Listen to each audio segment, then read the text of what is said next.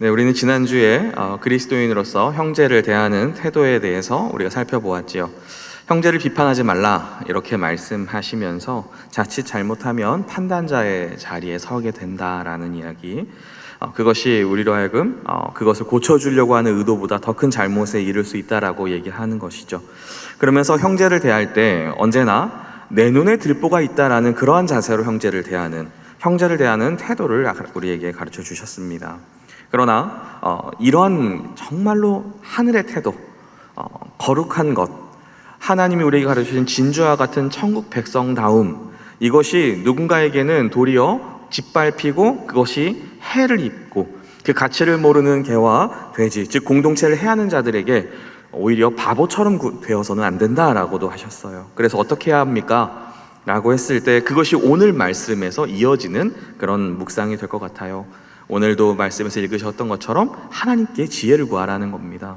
하나님께 묻고 하나님께 지혜를 구해야 우리가 형제를 어떻게 균형 있게 봐내면서 사랑과 긍휼의 마음으로 그를 세워줄 것인가를 우리가 하나님 주신 지혜로 감당할 수 있겠다라는 것이죠. 그래서 비판하지 말라는 말씀과 이어지는 이 기도하라는 말씀은 우리가 형제를 판단한 자리에 서지 않으면서도 그 형제의 눈 속에는 티를 빼주는 건강한 천국 백성다움의 삶이 우리 공동체 안에서 이루어진 것이라 할 수 있겠습니다. 더욱이 우리가 왜 기도해야 하는가? 내가 개와 돼지가 될 수도 있다는 것이죠. 나는 정말 스스로 한 번도 그런 생각을 하면서 살고 있지 않지만 내가 누군가의 충고를 정말 못 받는 사람일 수도 있는 것이거든요.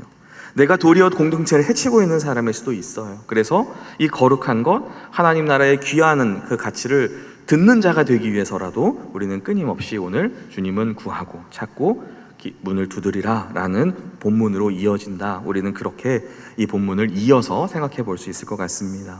자, 오늘 본문 7절 8절은 이렇게 보아도 저렇게 보아도 반복적으로 기도하라는 말이에요. 기도를 가르쳐 주시는 것인데 자세히 보시면 무엇을 기도할지가 아니라 무엇을은 말씀하지 않으시고 어떻게 기도해야 될지를 말씀합니다. 이미 우리는 앞선 마태복음 5장과 6장을 살펴보았으면서 그곳에서 주님이 우리에게 가르쳐 주신 기도의 내용들을 여러 번 우리는 살펴보았습니다. 먼저는 종교 지도자들의 잘못된 기도를 주님 지적하셨어요. 큰 거리 어귀에서 다 들으라는 식의 기도, 또는 이방인처럼 중언부언하지 말라면서 반복적인 기도, 이런 기도를 지적하셨고 그 다음에 주기도문을 우리에게 가르쳐 주셨죠. 그러면서 이렇게 말씀하셨죠. 너희는 이렇게 기도하라. 무엇을 말하는 겁니까? 너희는 기도의 내용, 무엇을 구해야 되는지는 주기도문을 통해서 다 가르쳐 주셨습니다. 이 말씀이죠. 그래서 오늘 본문은 계속 기도의 맥락을 같이 이어가고 있고 기도라는 주제를 다루고 있지만 앞선 주님이 가르쳐 주신 기도의 가르침과는 조금 다른 것이 무엇이냐면 오늘은 기도의 태도와 자세를 얘기하고 있어요. 잘못된 기도와 기도의 내용을 앞서서 가르쳐 주셨다면 구하고 찾고 문을 두드리라는 말씀은 어떻게 기도해야 되는지 기도에 대한 우리의 자세와 태도, 그리스도인들의 기도의 삶에 대해서 얘기하시는 것이죠. 그래서 오늘 본문을 이해하는 것은 매우 쉽습니다. 한마디로 계속 기도하라는 거예요. 지속적으로 인내하면서 기도할 것. 데살로니가서 4장 5장 17절하고 맥을 같이 합니다. 쉬지 말고 기도하라. 이것이 기도하는 삶이 하나님 나라의 백성다운 합당한 삶이라는 것이죠. 그런데 우리는 이 말씀이 어디에서 이렇게 안 믿어지고 순종이 안 됩니까? 분명히 오늘 말씀에 나와 있는 것처럼 구하면 받을 것이요 했는데 아무리 기도해도 받는 일이 안 일어나는 그런 경험들을 한다는 것이죠. 그것 때문에 우리는 이 말씀이 자꾸 온전히 믿기에 뭔가 우리 마음에 동의가 안 되고 결국 계속 기도하는 일을 포기하는 데 이른다는 것이죠. 구하라 그리하면 받을 것이요 하셨는데 왜 주신 것이 없는가? 이것은 우리에게 기도의 태도와 자세와 방법을 가르쳐 주시는 것인데 자꾸 우리는 눈을 어디로 돌리냐면 기도의 내용에 우리는 눈을 돌리면서 이 말씀을 오해하기 시작합니다. 주신다고 하셨는데 왜 안 주시는가?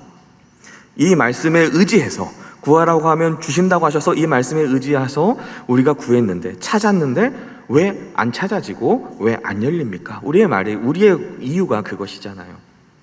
그래서 7절을 한번 보십시오. 구하라, 찾으라, 두드리라. 기도에 관련된 행동을 3번이나 걸쳐 말씀하시면서 끊임없이 지속적으로 기도는 계속해야 되는 것임을 우리에게 말씀해 주세요. 그리고 구하는 것보다는 찾는 것이 더 적극적이고 찾는 것보다는 두드리는 것이 훨씬 더 간절하다라는 이 간절함에 기도의 절실함이 상승하고 있습니다. 마치 구하는 것은 필요한 것을 찾는 것 같지만 찾는 것은 그저 입술로 구하는 데만 있지 않고 그것을 추구하는 행동을 거기에 내포하고 있죠. 두드린다라는 것은 거기에 무엇까지 더 함께 더하는 겁니까? 이제 어떠한 우리의 그 구하는 실체에 더 가까이 다가가서 애타게 그것을 요청하는 두드림을, 필요함의 다급함을 더 내포하는 긴급성이 더 늘어나는 그런 점차적으로 기도의 간절함이 상승하는 것을 보여줍니다. 그런데 우리는 이렇게 이 기도 구하고 찾고 두드리라는 말씀을 보면서 우리가 놓치고 있는 것은 뭐냐면 우리는 이 동사들의 목적어가 없다는 것을 우리는 놓치고 오해하고 있다는 거예요. 이 말씀은 기도의 내용, 무엇을 구해야 되는지를 가르쳐 주시는 것이 아니라 어떤 것을 열심히 구하라는 얘기가 아니라 기도하는 삶, 기도하는 자세를 우리에게 가르쳐 주시는 정확한 이유가 하나님은 목적어를 빼고 얘기하시는 거죠. 무엇을 구해야 되고 무엇을 찾고 무엇을 두드리는지를 말씀하시는 것이 아니고 구하고 찾고 두드리는 행위에 대해서 우리에게 가르쳐 주신다라는 거예요. 하나님의 관심은 동사에 있는데 우리가 끊임없이 지속적으로 하나님께 묻는 것에 있는데 우리의 관심은 구하고 찾고 두드리는 것에 관심이 없고 이 말씀에도 없는 목적어를 우리 마음대로 넣어서 그 목적어만, 우리가 구하는 것만 사실은 관심을 갖고 있다는 것이죠. 그렇게 해놓고 기도했는데, 말씀대로 했는데 안 되더라는 거죠. 그러나 사실 하나님은 우리가 이 구하는 것 앞에 넣고 싶은 건강, 축복, 배우자, 가정, 집, 자녀의 진로가 아니라 내가 택한 백성들이 계속 기도하는 삶을 살기를 기대하시는 거예요.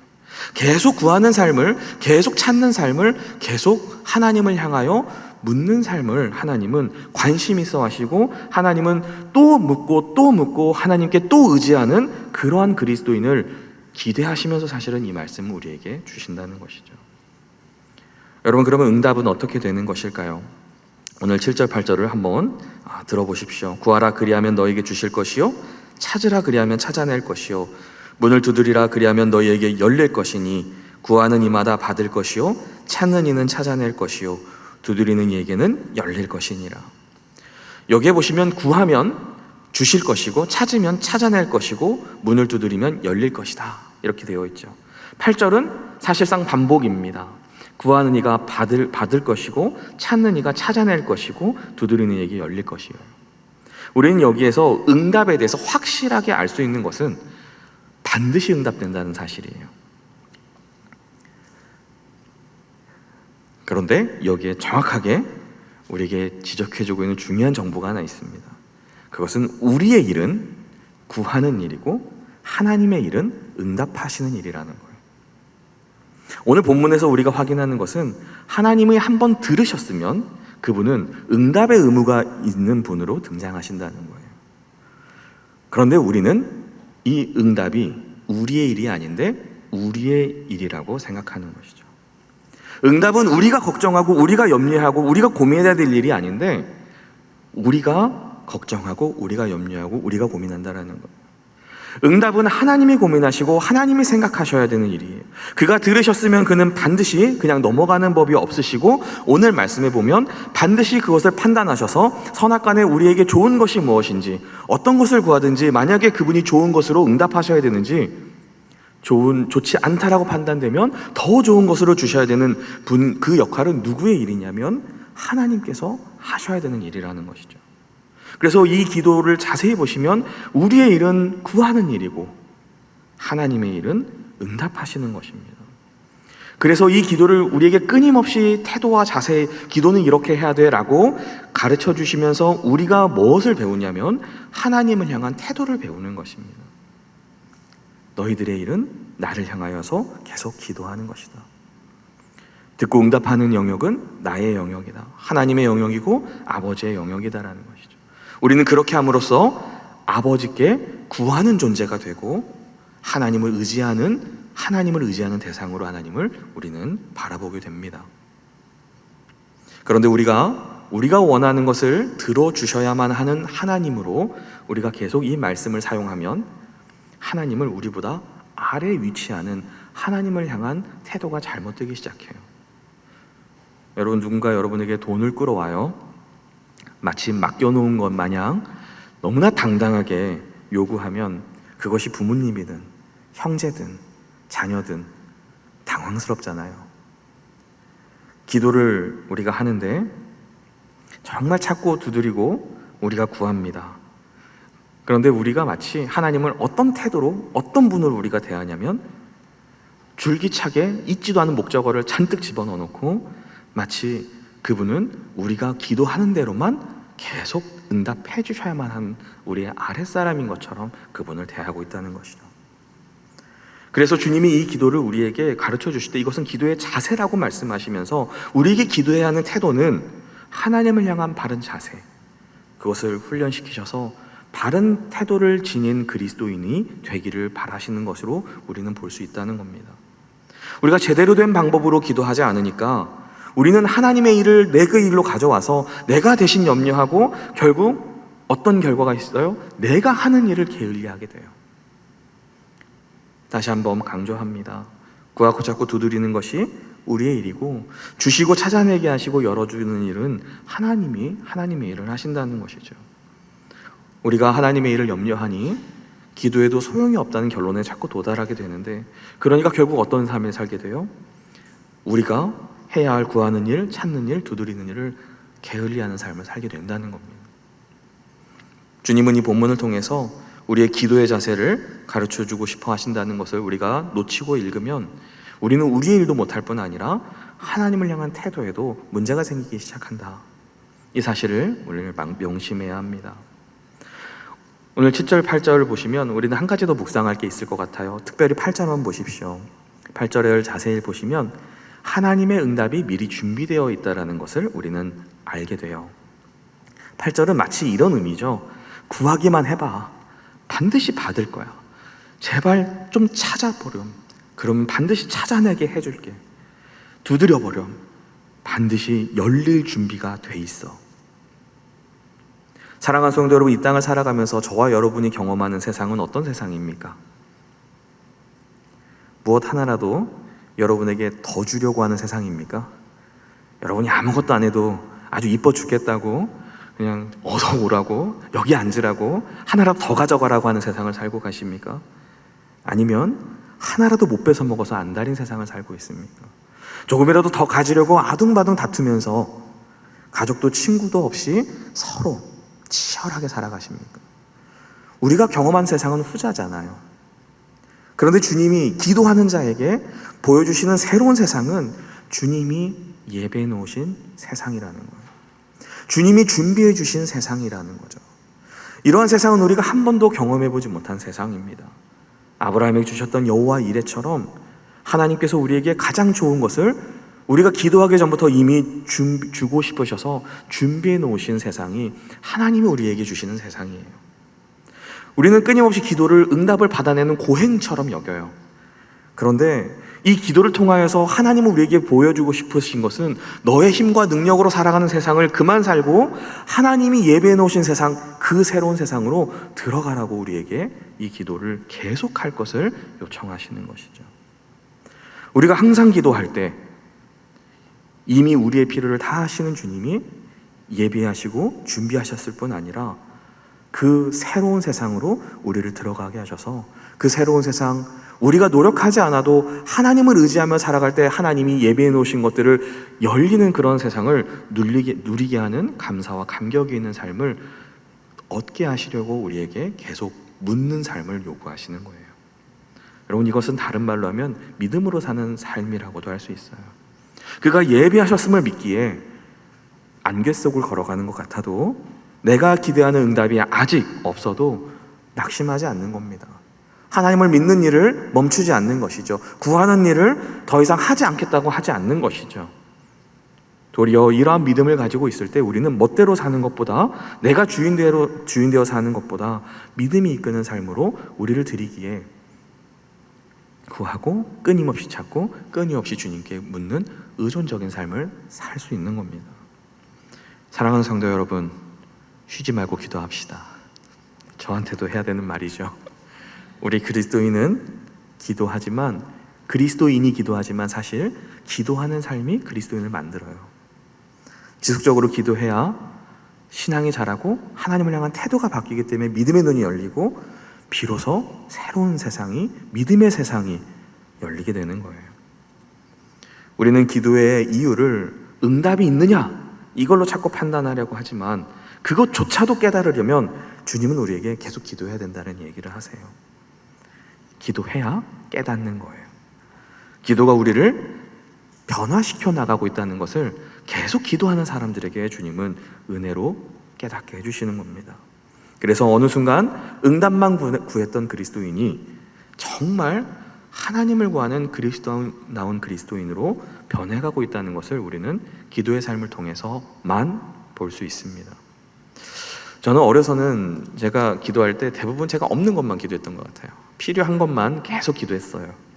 지금 생각해보면 기억나요. 청소년기 시절에 제가 다니던 교회에 이렇게 강대상 위에 이렇게 큰 플래카드가 하나 붙어 있는데 거기에 먼저 너희는 그의 나라와 그의 일을 구하라. 그리하면 이 모든 것을 더하시리라. 그게 거의 한 10년은 붙어 있었던 것 같아요. 그런데 한 번도 그의 나라와 그의 일을 구하는 것을 먼저 해야 됐다는 것을 깨닫고 그 말씀이 보인 적은 없는 것 같아요. 늘 내게 없는 것만 구했던 것 같아요. 그런데 제가 제 삶 속에서 그렇게 말씀도 있었고 목사님도 그런 말씀을 전하지 않으셨지만 제가 기도를 배운 것은 정작 다른 곳이었습니다. 저희 청소년기 시절에 아버지께서 담임 목회를 딱 시작하셨는데 교회가 빚도 있었고 굉장히 어려운 시기였어요. 그러니까 저희 아버지가 덜컥 교회가 빚을 다 갚기까지 사례를 받지 않겠습니다. 그랬더니 또 정말로 교회가 네, 안 주겠습니다. 딱 이래가지고 사례를 못 받는 시절이 저의 청소년기 시절이었어요. 그러니까 저는 늘 기도할 때마다 뭘 기도했냐면 제발 우리 아빠 돈 좀 주십시오. 네, 네, 차 좀 주시고 좀 휴대폰도 좀 주십시오. 맨날 그런 기도를 했던 것 같아요. 뭘 달라는 기도밖에 안 했어요. 그런데 하나도 응답이 된 게 없어요. 한 번도 그런 기도는 응답된 적이 없는데 저는 그래서 계속 하나님을 향한 서운함만, 이 말씀을 구하면 주시겠다고 했던 이 말씀이 저를 더 상처 있게만 만들었는데 엉뚱한 데서 이 말씀은 응답되기 시작했어요. 매일 아침 누군지는 모르지만 식재료를 문 앞에 놓고 가시는 거예요. 하루도 빼놓지 않고 1년 이상을 다시 사례가 교회에서 주기까지 1년 이상을 누군가가 매일 아침마다 식재료를, 온갖 채소와 식사를 할 수 있는 그런 식재료를 늘 아침마다 두고 가셨어요. 그 당시 어머니는 그 간증을 저희들한테 항상 하셨어요. 그런데 제 귀에는 하나도 안 들렸어요. 왜요? 내가 기도한 걸 응답해 주신 건 아니거든요. 그런데 우리 가족들은 생활고를 기도하는데 하나님은 그 기도에 내가 공급하는 삶이 이런 거야를 응답해 주시더라는 거예요. 내가 나를 의지하는 삶이 이런 거야를 보여주시는 게 하나님의 다른 곳에서 응답이었어요. 우리는 내가 응답하는 것이 안 이루어지니까 기도가 안 된다라고 생각하지만 하나님은 우리를 하나님을 의지하는 삶, 더 성숙한 그리스도인으로 응답해 주시려고 더 좋은 것을 항상 예비하시는 분이시다라는 것이죠. 하나님을 대하는 태도를 바꿔내고 하나님이 이미 예배하고 준비한 세상이 있음을 보는 눈을 우리로 하여금 계속 열게 하시는 것이 그분이 우리에게 주시는 응답입니다. 마태복음 7장 9절 10절 우리 11절까지 이후의 말씀인데요. 여기에서 하나님의 응답에 대한 더 의미가 분명해져요. 9절 10절 11절인데요. 너희 중에 누가 아들이 떡을 달라 하는데 돌을 주며 생선을 달라 하는데 뱀을 줄 사람이 있겠느냐.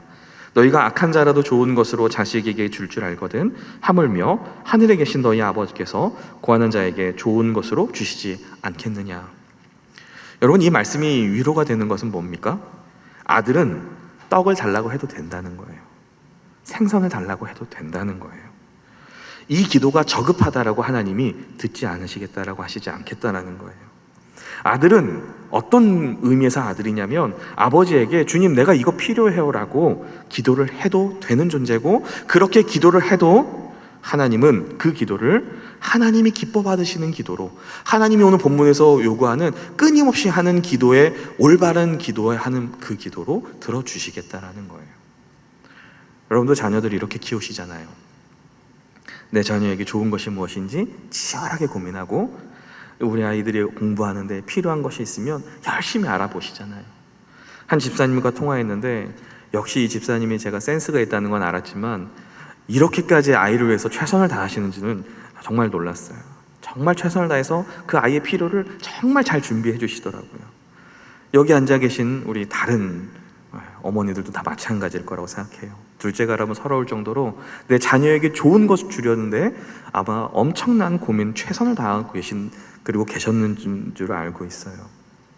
오늘 말씀에 등장하는 이 아버지처럼 자녀가 구한 것을 주지 않고 좋은 것을 판단해서 준다라는 측면에서 우리 모두 다 그러고 살고 있다라는 것이죠.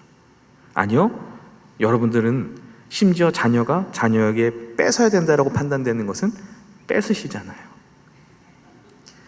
하나님은 그런 하나님이시라는 거죠. 하늘에 계셔서 온 천지 만물을 다스리시고 천지를 지금 통치하고 계시는 지혜의 하나님이세요. 누구보다도 우리를 잘 아셔서 하나님 아버지는 우리에게 좋은 것이 무엇인지 분간하실 뿐 아니라 우리의 전 인생을 비추어서, 아니 영원한 삶에 비추어서 우리에게 꼭 필요한 것이 무엇이고 우리에게 줘야 되는 것, 좋은 것이 무엇인지 판단하실 줄 아시는 분이 우리 아버지시라는 것이죠. 그러니 기도하는데 지치신 성도님들이 계시다면 먼저 이렇게 생각해야 돼요. 내가 잘못 구한 것이 있는가? 그리고 아무리 생각해도 내가 구한 것이 그렇게 잘못된 것이 아니라고 느껴진다면, 응답이 더디다면 이보다 더 좋은 것이 분명히 있구나라는 생각을 하셔야 됩니다. 그리고 누가복음 11장 13절에 보시면 우리가 구해야 될 실패 확률 제로인 그런 기도가 있는데, 그것은 성령을 구하는 것입니다. 잘 들어보십시오. 너희가 악할지라도 좋은 것을 자식에게 줄 알거든 하물며 너희 하늘 아버지께서 구하는 자에게 성령을 주시지 않겠느냐. 누가복음에서는 마태복음에서 말한 좋은 것을 성령으로 바꾸고 있죠. 여러분, 성령을 주시겠다는 약속은 기도하는 삶을 가르치시는 궁극적인 목적입니다. 성령을 주시겠다는 것은 자신을 주시겠다는 얘기예요. 하나님 자신이 우리의 응답이 되시겠다는 얘기죠. 하나님이 나와 동행하시고 내 삶 가운데 함께 하시겠다는 의미죠. 그래서 성령의 임재를 전 이렇게 해석하고 싶어요. 우리의 삶 전부를 바꿔내고 싶으시다. 우리의 삶을 총체적으로 회복시켜내고 싶으시다. 이번 주 목장 나눔지가 열왕기하 5장의 나아만 장군 이야기입니다. 오늘 권사님의 기도 가운데서도 그 어린 소녀가 잠깐 등장했는데요. 이 본문을 보면서 내가 나아만이라면 어떤 기도를 할까? 잘 들어보십시오. 나아만은 군대 장관입니다. 왕의 총애를 받고 있어요. 구국 영웅이면서 국민 영웅입니다. 큰 용사예요. 모든 사람들이 다 좋아해요. 완벽한 남자이고 완벽한 사람이고 완벽한 인생입니다. 하나 빼면, 나병 환자라는 그 하나만 빼면요. 여러분, 얼마나 뛰어나면 오늘날 우리가 익숙하게 아는 한센병은 아닐지라도 치명적인 어떤 피부병이라고 알려져 있다라고 하는데, 보통 이런 나병 환자들은 가까이 하기를 다 터부시하는 그러한 시대를 살고 있음에도 불구하고 이렇게 사람들이 그를 총애할까? 그를 좋아할까? 만약에 여러분이 이런 나아만이라면 여러분의 기도 제목은 뭐가 될까요? 저는 제가 나아만이라면 이 나병만 없으면 제 인생에 오점 딱 하나가 지워지면서 모든 게 완벽한 삶이 될 것 같다는 생각을 했어요. 더 이상 바랄 게 없는데. 여러분, 우리는 다 이렇게 생각하면서 산다는 것이죠. 우리의 기도가 다 이런 식이에요. 주님, 이것 때문에 못 살겠습니다. 주님, 이게 꼭 필요합니다. 이거 드려주시면 좋을 것 같아요. 어떤 것에 변화가 일어나면 우리는 그 삶이 나아질 것이라고 생각합니다. 그러나 우리의 삶은 굉장히 복합적이에요. 복잡합니다. 어느 것 하나가 바뀌어도 또 장단점이 발생합니다. 예상치 못한 또 다른 영향이 우리에게 주어지고, 국가 정책도 마찬가지고 자녀들의 앞날도 마찬가지예요. 우리가 이것을 잘 해결해 놓으면 이 아이의 삶이 이렇게 바뀔 텐데, 국가 정책을 이렇게 하면 잘 이루어질 텐데, 아니요, 어느 것 하나도 하나를 바꿔서 우리 인생이 복합적인 상황을 다 치유해낼 수가 없어요.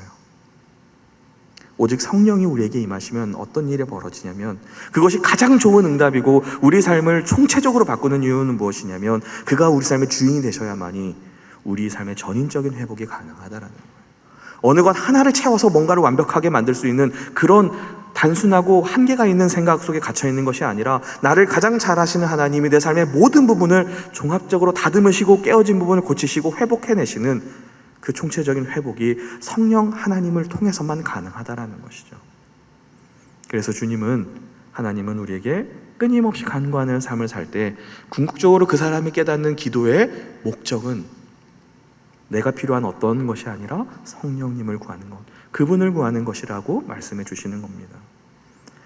사랑하는 성도 여러분, 주님이 구하고 찾고 두드리라, 이렇게 반복적이고 계속적인 기도의 자세와 태도를 가르쳐 주신 것은 원하는 것을 얻기 위한 인생의 지혜 또는 수완이 아니라, 그런 거를 가르쳐 주시려고 우리에게 이 기도를 말씀하시는 것이 아니라, 결국 계속 기도함을 통하여서 우리를 훈련시키고 다듬어서 하나님을 만나게 하려고 우리에게 이 기도를 가르쳐 주시는 거예요.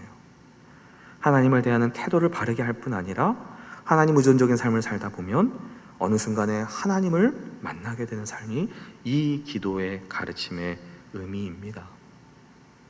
그러므로 우리가 그토록 구하고 찾고 두드리는 그 생략된 목적어에 들어가야 될 단어는 뭘까요? 성령님이신 거죠. 성령 하나님이신 것입니다. 그분을 구하고 그분의 뜻을 구하고 그분과 함께 동행하기를 늘 구하는 삶이 하나님이 우리에게 바라시는 기도이고 우리의 기도의 내용이 되어야 할 것입니다. 그리고 그렇게 될 때 놀랍게도 나의 구함과 하나님의 뜻이 서로 만나기 시작하는 그러한 삶의 놀라운 성숙들이 일어나기 시작해요. 우리는 하나님의 뜻을 구하고, 하나님은 먼저 그의 나라와 그의 의를 구하는 자에게 이 모든 것을 책임지는 이 두 개가 서로 만나는 삶. 12절은 이 단락의 결론인데요. 그러므로 무엇이든지 남에게 대접을 받고자 하는 대로 너희도 남을 대접하라. 이것이 율법이요 선지자니라 말씀합니다. 우리의 기도의 자세에 적용해보면요, 그리스도인의 기도는 내가 원하는 것을 얻는 기도가 되어서는 안 되고, 우리의 기도가 상대가 원하는 것을 대신 기도해주는 기도가 되면 좋겠다라는 얘기겠죠. 그걸 우리는 뭐라고 부릅니까? 중보기도라고 부르죠. 너의 기도 제목이 있는가? 그렇다면 상대의 기도 제목을 먼저 기도하라는 거예요. 그러므로 무엇이든지 남에게 대접받고자 할 때 이 남을 한번 하나님으로 바꿔보십시오. 그러면 여러분 하나님께 구하는 것이 있습니까? 그러면 먼저 무엇을 구해야 되겠습니까? 하나님의 나라와 하나님의 의를 먼저 구하라는 것이죠. 그러면 하나님께서 그가 모든 것을 더하시는 삶으로 우리를 이끄시겠다.